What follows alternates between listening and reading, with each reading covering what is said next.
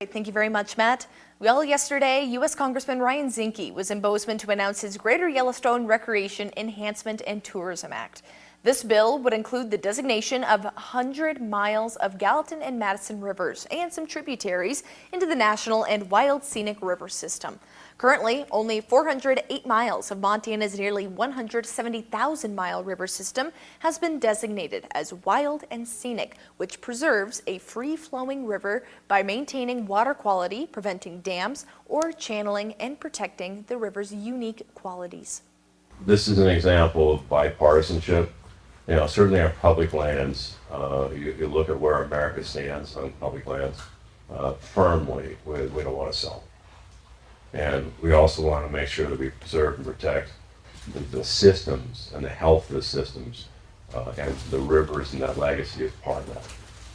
Congressman Zinke and proponents say the Greater Yellowstone Recreation and Tourism Act has been fully drafted and will be presented before the Senate with bipartisan support, Zinke vowing to get the act fully passed. And MTN's Megan Elaine waded into the Gallatin to learn what the wild and scenic protections could mean for the people who depend on the river for both business and for connection. For anglers, this stretch of the Gallatin River is already wild and scenic. But Congressman Ryan Zinke wants to make it official.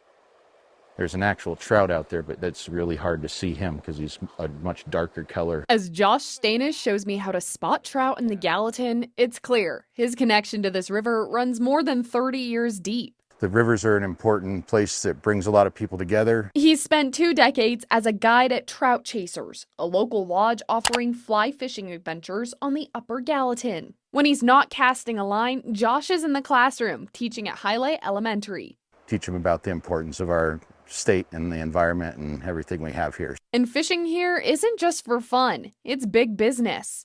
Fish, Wildlife, and Parks estimates Montana's fishing industry brings in more than $900 million a year. The fishing industry is a huge part of what goes on in Montana. Outdoor and tourism is definitely Montana's bread and butter. Which is why, having some protections I think is important. Our environment is definitely changing as our climate is changing, and so we're going to have to do everything we can. And that's why Zinke's plan caught his attention. The congressman is proposing a bill to add 100 miles of the Gallatin and Madison rivers to the National Wild and Scenic River system, a federal designation first created in 1968 by President Lyndon B. Johnson. It's important that these rivers stay trout fisheries and they stay with clean, cold water.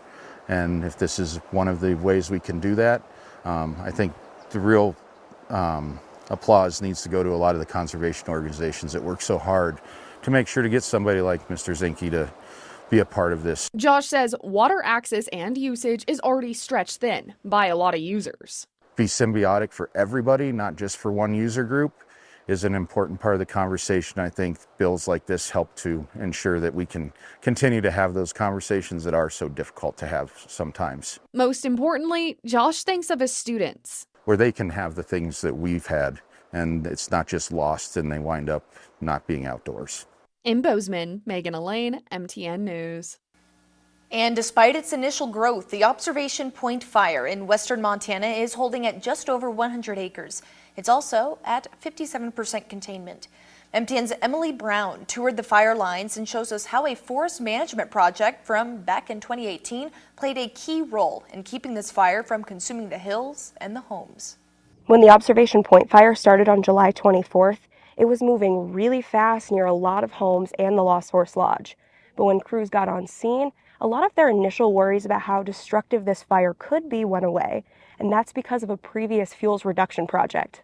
I could see the smoke coming, and my first thought was like, oh man, that's in people's backyards. The Observation Point fire had all the markings to be a major blaze, much like 2016's Roaring Lion Fire, also located south of Hamilton, which destroyed homes and burned around 8,000 acres. Lost Horse Canyon, July, it was windy, and a fire kind of down on the bottom. Our first thought was, oh no, here it comes, Roaring Lion Fire all over again. However, the 2018 West Side Collaborative Vegetation Project, which harvested fuels in the Lost Horse area, quickly made the Observation Point fire more manageable. Thin the forest, so our trees are more spread out, and we selected the best trees that had the most fire resilience and the best health. Civiculturist with the Bitterroot National Forest, Amy Campbell, says that the project changed the wildfire's behavior. By opening up the canopy and reducing the ladder fuels and the density of that canopy, we're able to create conditions where the fire, which started on the bottom below us, was able to run up the slope but stay on the ground. Campbell, as well as Darby-Sula District Ranger Steve Brown, note it's easier for firefighters when the blaze isn't moving fast through the trees. The bucket drops and the retardant were more effective because of the open canopy and the ability for that retardant and water to get down to the forest floor. Having this treatment in place, it gave us options, it gave us a fighting chance, and thankfully we ended up with a good outcome. As the Observation Point fire is in the mop-up stages, Ravalli County Commissioner and Hamilton volunteer firefighter Jeff Burrows says the project in 2018 saved homes and the Lost Horse Lodge, and he hopes that more fuels management will continue, including around home ignition zones. We're going to live with fires, but the question is, what kind of fires are we going to have? Are we going to have roaring line fires that burn all year and burn down houses, thousands of acres of forest? Are we going to have fires like this that we can actually get in and engage and get out before they destroy thousands of acres of public land and private property? In the Bitterroot, Emily Brown, MTN News. And Yellowstone National Park reporting a 17-year-old suffered thermal burns while hiking in the park. According to a press release, the team was in the vicinity of the Lone Star Geyser near Old Faithful when the incident occurred. He suffered significant burns to his foot and ankle when he broke through a thin crust in a thermal area. The teen was taken to a hospital for further treatment. The incident remains under investigation. And a proposal to bring a ballot measure to keep party labels out of Montana's judicial elections is taking another step forward.